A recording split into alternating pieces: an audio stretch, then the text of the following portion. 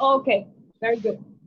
Okay, at first, thank you very much for inviting me, and thank you all for being here sharing this important space of the Fourth International Congress Against Military Bases and Wars.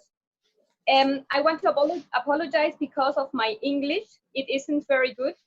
That's why I wrote down a few ideas I want to share with you and will try to read them and make them understandable.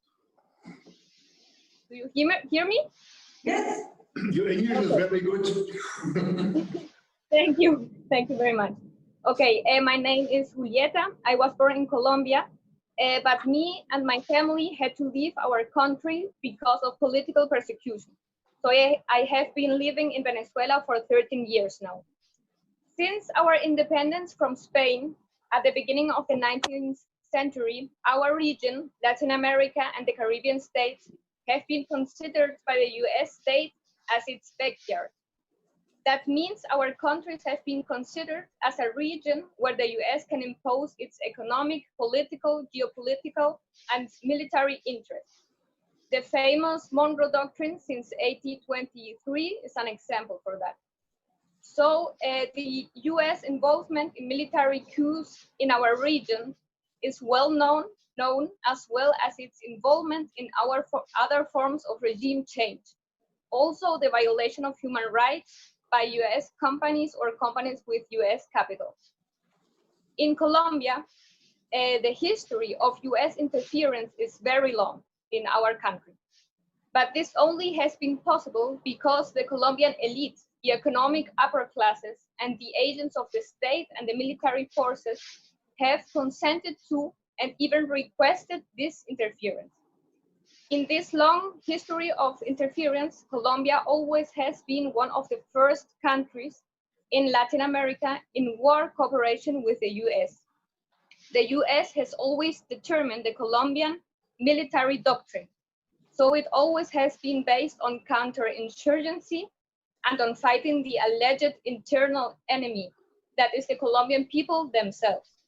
In other words, counterinsurgency is a permanent war of the state against the population.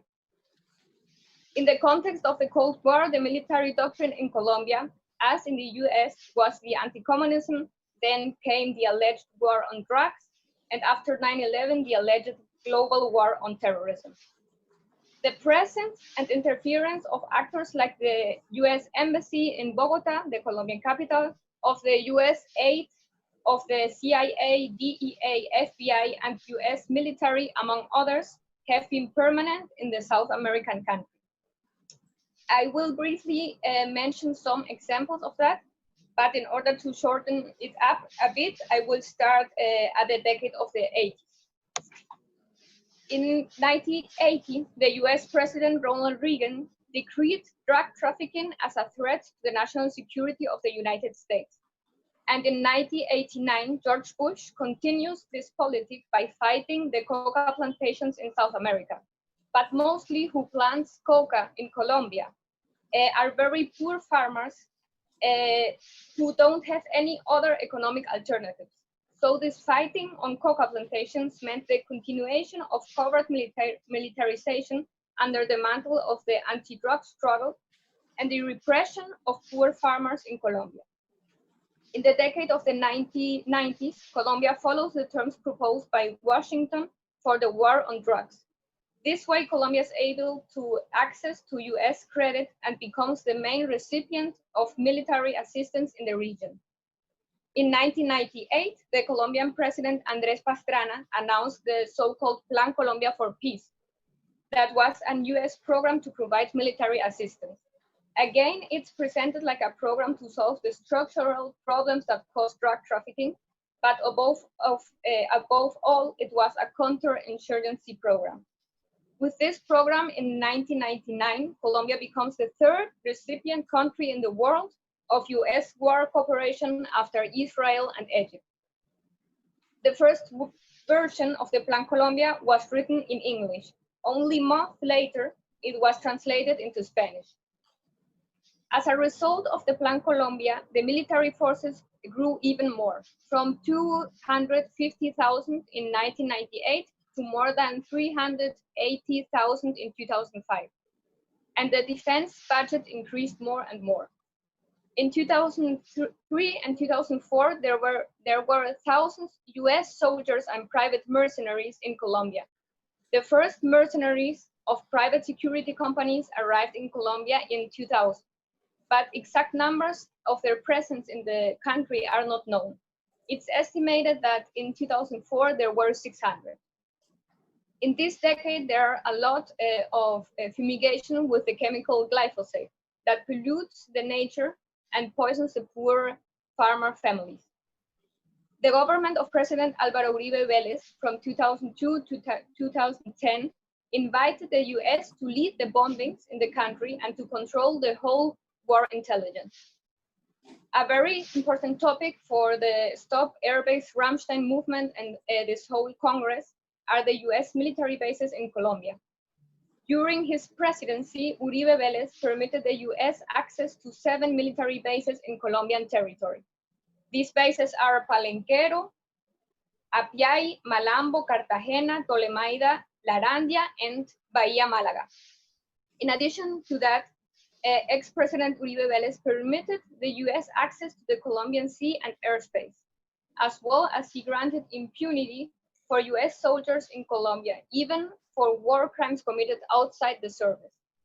In 2009, the Colombian Constitutional Court objected to this agreement, but in practice, for many years now, the presence of US soldiers and mercenaries extends throughout the national territory.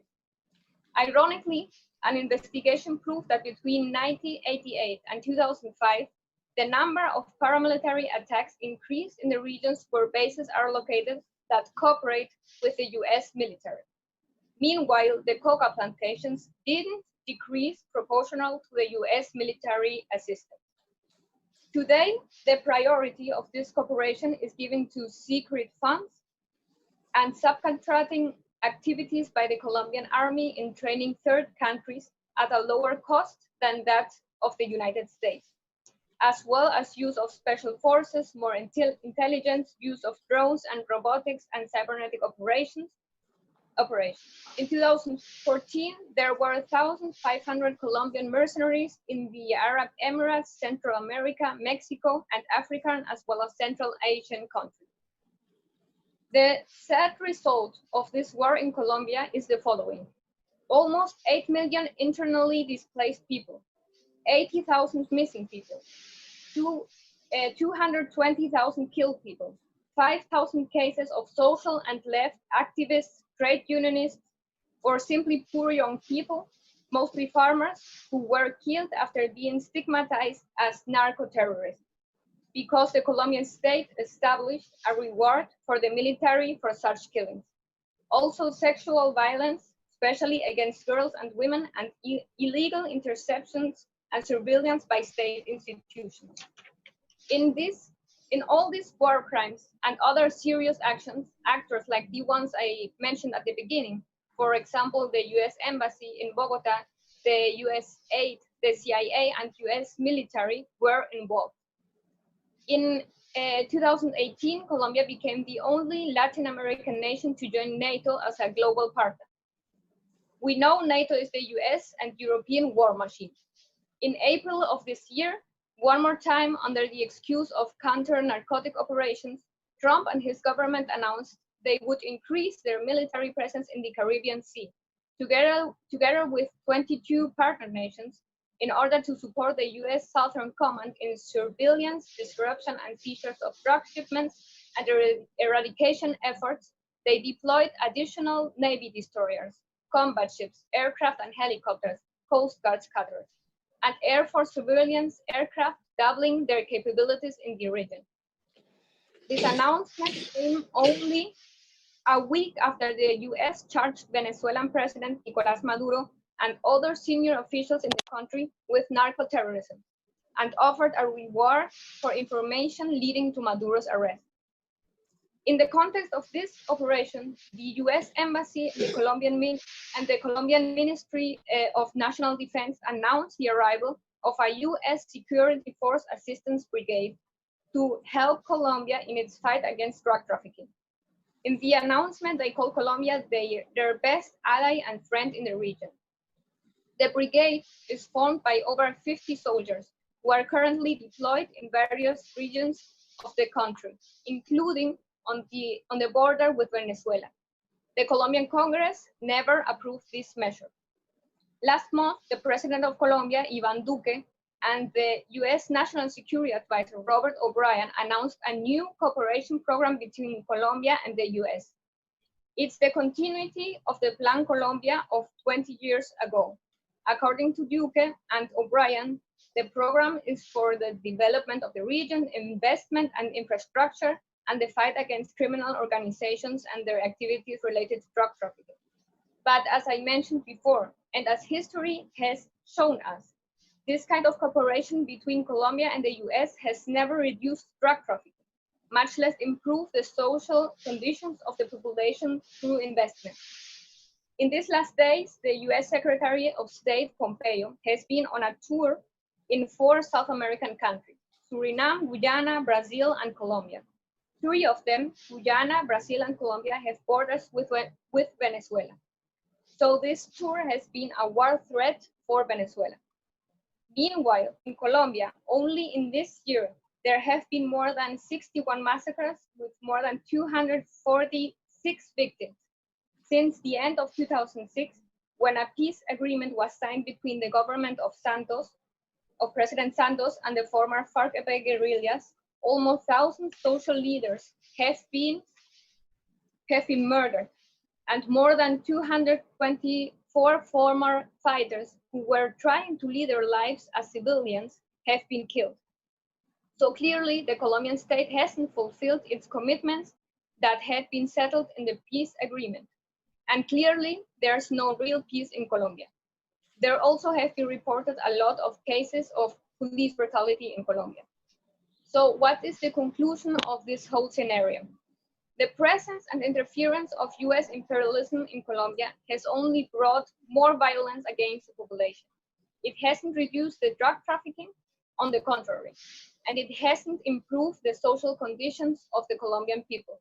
It has been a violation of our sovereignty. But in addition to that, the US presence in Colombia, for example, the 7 military bases, the NATO membership of this country, etc., has been a threat to the whole region of Latin America, and especially for Venezuela, because of the political and economic interests of the US imperialism in this state.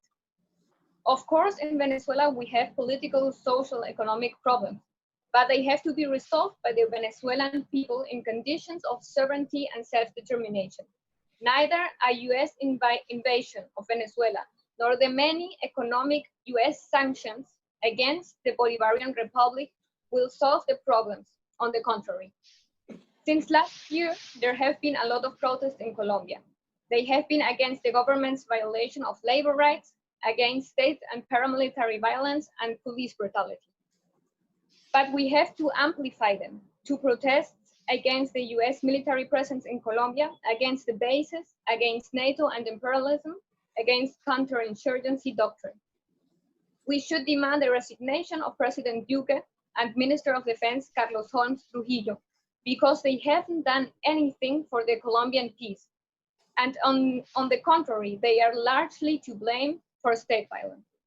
In the context of the protests, many organizations like the one I belong to, Juventud Rebelde, have been stigmatized as vandals or terrorists. That's why we appeal for solidarity with the Colombian people, their organizations, and a legitimate protest. Thank you very much. Thanks.